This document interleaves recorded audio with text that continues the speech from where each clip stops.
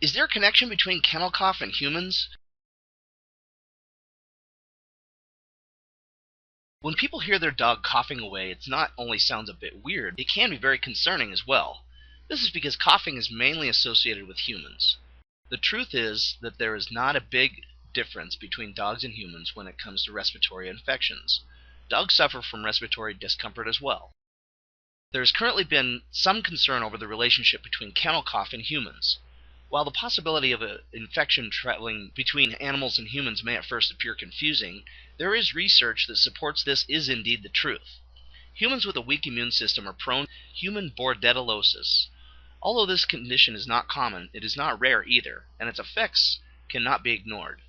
Vetcentric.com states that this illness can be transmitted between dogs and humans through coughing. Apart from individuals with a weak immune system, children and pregnant women have been reported to be at risk of contracting kennel cough.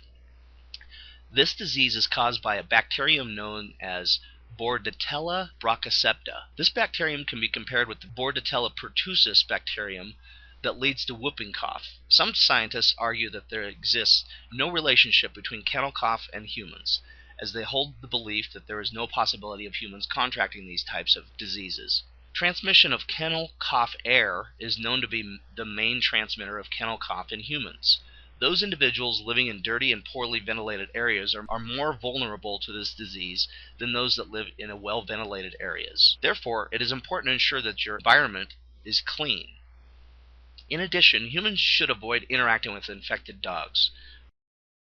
Flu as well as bad colds are also symptoms that are often associated with kennel cough. Prevention health care practitioners believe that there is no need to worry about kennel cough in humans. This is typically because prevention of these diseases is easier than treating them once they occur.